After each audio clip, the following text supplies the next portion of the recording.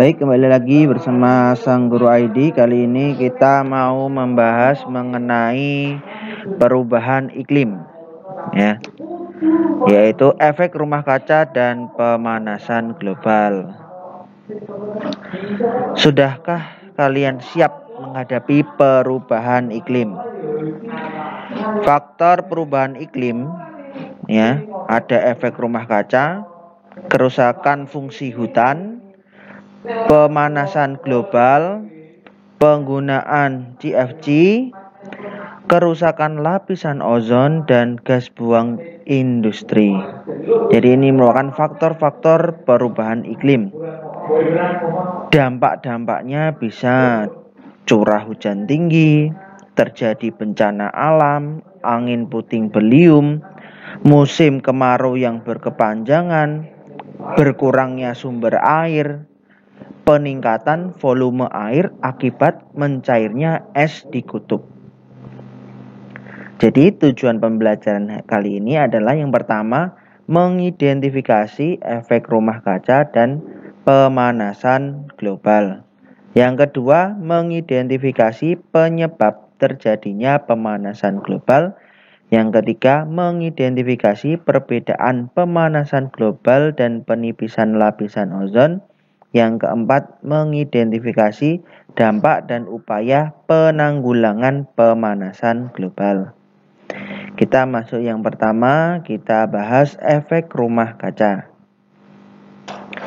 Efek rumah kaca adalah proses pemanasan alami yang terjadi ketika gas-gas rumah kaca di atmosfer bumi merangkap radiasi panas. Prosesnya kita uraikan dari yang pertama, panas dari matahari sebagian diserap oleh bumi dan memanasinya. Kemudian ada yang panas dari matahari sebagian dipantulkan oleh atmosfer bumi. Dan yang ketiga ada panas matahari yang dipantulkan kembali oleh bumi dan diteruskan oleh atmosfer.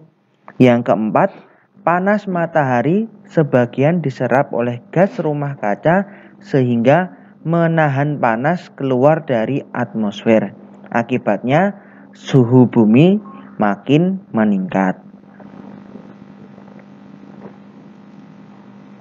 Penyebab efek rumah kaca adalah gas-gas rumah kaca. Bukan rumah kaca ya, tapi gas-gasnya. Yaitu apa saja gas-gasnya?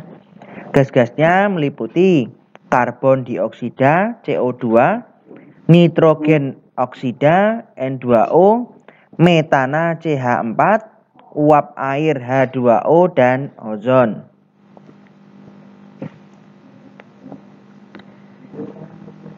Karbon dioksida merupakan penyumbang terbesar gas rumah kaca di atmosfer. Kemudian metana, gas yang dihasilkan dari sisa metabolisme dalam tubuh. Gas metana yang dihasilkan dari hewan peternakan tergolong sangat besar jumlahnya. Nah, siapa yang punya sapi di rumah? Nah, jangan lupa dibersihkan kotorannya ya. Yang ketiga adalah uap air, ya, merupakan salah satu gas rumah kaca. Uap air bersifat seperti kaca yang dapat memantulkan panas, ya, seperti ini ya. Pantulannya dianggap seperti kaca, ya. Uap air yang berada di udara itu seperti halnya kaca yang dapat memantulkan panas. Kemudian lapisan ozon. Ya, ozon ini juga termasuk gas rumah kaca yang berfungsi untuk menghalangi masuknya sinar UV dari matahari. Nah, jika radiasi UV ya ini tembus langsung ya, bisa berakibat fatal pada tubuh manusia ya. Maka kita harus menjaga lapisan ozon kita. Gas-gas rumah kaca sangat penting untuk kehidupan di bumi karena gas ini dapat menjaga kehangatan dan kestabilan suhu bumi. Namun, jika gas-gas rumah kaca itu berlebihan dan sudah di atas ambang normal, maka dapat menyebabkan pemanasan global. Lalu apa sih pemanasan global? Nah, yuk kita analisis. Di sini ada grafik perubahan suhu rata-rata bumi dari kurun waktu 1980 sampai tahun 2000. Dari grafik yang disajikan ini kita bisa lihat ternyata suhunya rata-ratanya semakin naik. Nah, apa yang menyebabkan? Oke, kita penguatan konsep dulu. Yang pertama kita akan cari tahu penyebab pemanasan global dan penipisan lapisan ozon. Nah, kita lihat di sini. Wow. Dari biru mulai memerah. Nah, ini adalah video perubahan suhu di permukaan bumi. Ya. Awalnya dari biru ya, karena dari biru itu berarti suhunya masih rendah, semakin naik ya, jadi semakin panas. Nah, penyebabnya apa nih? Yang pertama itu gambar apa ya? Ya, itu adalah gambar pabrik-pabrik ya. Yang pertama penyebabnya adalah emisi karbon dioksida yang disebabkan oleh pembakaran bahan bakar fosil. Jumlah emisi CO2 saat ini 12 kali lebih besar dibanding emisi di tahun 1900-an. Karena dunia membakar lebih banyak bahan bakar fosil. Kemudian yang kedua, emisi karbon dioksida dari alat transportasi. Kegiatan yang mengangkut barang ya, dan orang di seluruh dunia menghasilkan 27% emisi karbon dioksida. Ini diambil dari UCPAS tahun 2015. Kemudian yang ketiga, emisi metana dari peternakan dan pertanian. Penumpukan metana di atmosfer menyebabkan terhalangnya panas matahari yang harusnya dipantulkan kembali untuk menjaga suhu bumi tetap stabil.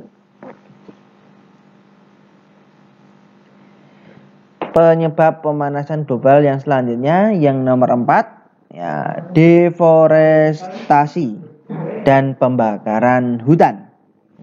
Pembakaran hutan akan menghasilkan sejumlah besar emisi karbon dioksida ke udara. Kemudian yang kelima, chlorofluorokarbon CFC. Zat freon atau CFC memiliki peran minor sebagai penyebab pemanasan global. Freon dapat membuat lapisan ozon itu menipis. Hati-hati ya dalam penggunaannya. Untuk mekanisme penipisan lapisan ozon ya. Ini yang pertama, CFC yang berinteraksi dengan sinar UV memecah atom Cl. Atom klor bebas dari molekul CFC berinteraksi dengan molekul ozon meningkatkan satu atom oksigen membentuk ClO. Molekul ClO dapat mengikat atom oksigen bebas di udara. Kemudian yang keempat, unsur oksigen pada ClO mengikat unsur oksigen membentuk O2 dan meninggalkan atom klor bebas. Atom klor bebas dapat menerjang molekul ozon yang lain kembali ke proses nomor 2. Jadi prosesnya akan berulang-ulang. Jika satu atom klor bebas dari CFC saja dapat menyerang lapisan ozon, bayangkan berapa banyak gas CFC yang ada di stratosfer dan bahaya kerusakannya pada lapisan ozon. Nah, ini dapat membuat lapisan ozon kita menipis.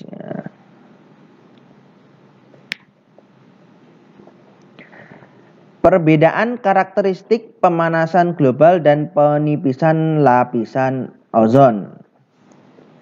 Pemanasan global yang sebelah kanan, penipisan lapisan ozon. terjadi pada lapisan atmosfer. Untuk pemanasan global itu kebanyakan terjadi di troposfer. Untuk penipisan lapisan ozon itu di bagian stratosfer. Molekul yang terlihat untuk pemanasan global itu H2O, CO2, CH4, N2O. Kemudian untuk penipisan lapisan ozon O3, O2, CFC. Penyebab utama untuk pemanasan global lepasnya gas CO2 dari pembakaran bahan bakar fosil, penebangan liar, gas CH4 dan peternakan dan pertanian. Untuk penipisan lapisan ozon, lepasnya zat CFC yang digunakan dalam lemari pendingin dan pendingin ruangan. Dampak dari pemanasan global, ya, yang pertama perubahan iklim, kenaikan muka air laut, efek kesehatan. Kemudian penipisan lapisan ozon itu meningkatkan probabilitas kanker kulit, rusaknya fitoplankton. Nah, yang pertama tadi udah kita bahas sampai di bagian ini kita akan menyimpulkan hasil belajar kita. Efek rumah kaca apa ya? Nah, efek rumah kaca adalah proses pemanasan alami yang terjadi ketika gas-gas rumah kaca di atmosfer bumi memerangkap radiasi panas. Ya, ini adalah pengertian dari efek rumah kaca dan pemanasan global. Sedangkan pemanasan global adalah kenaikan suhu rata-rata permukaan bumi yang sumber utamanya disebabkan oleh peningkatan emisi karbon dioksida, gas-gas lain yang dikenal sebagai gas-gas rumah kaca.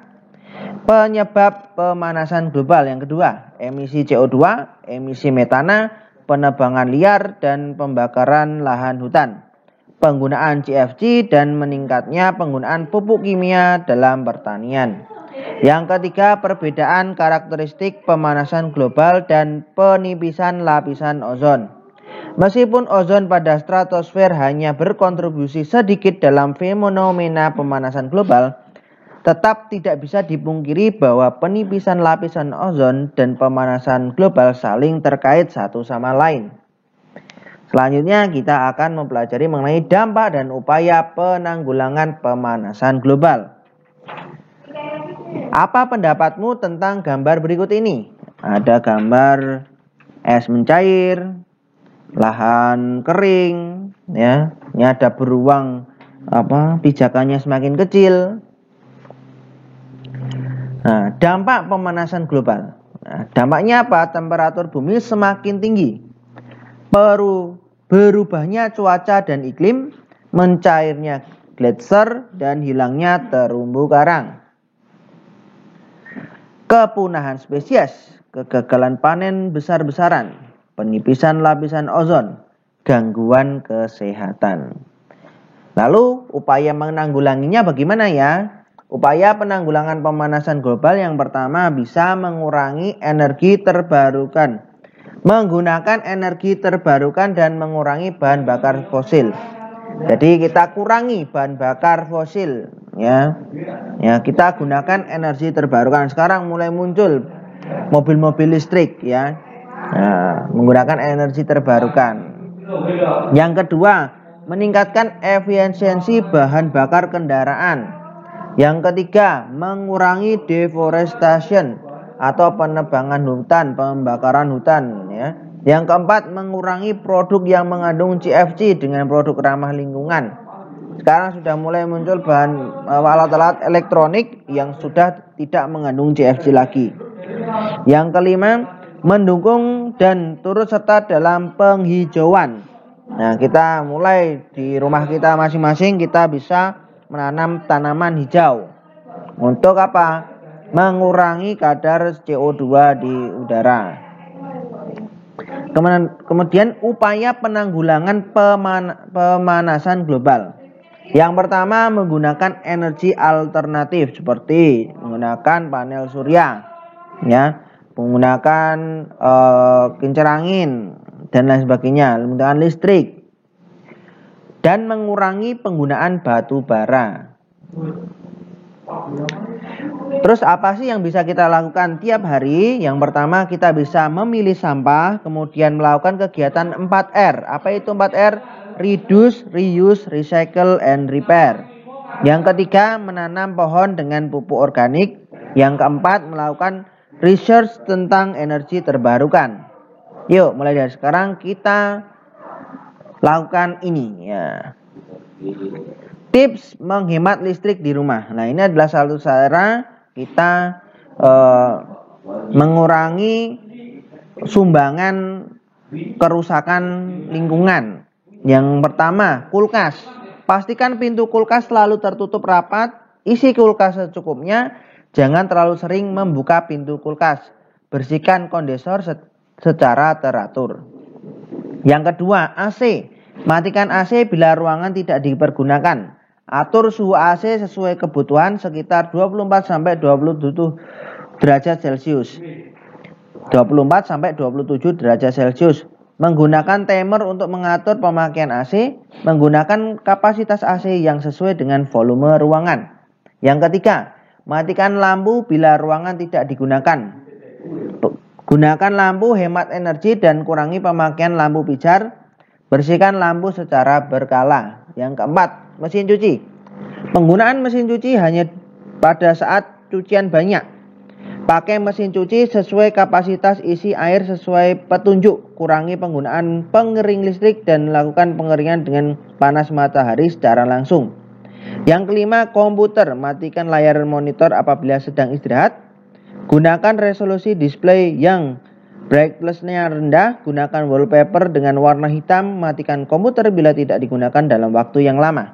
Ini adalah salah satu cara kita dalam kebiasaan kita sehari-hari untuk menghemat listrik di rumah, sehingga kita bisa mengurangi sumbangan untuk kerusakan lingkungan.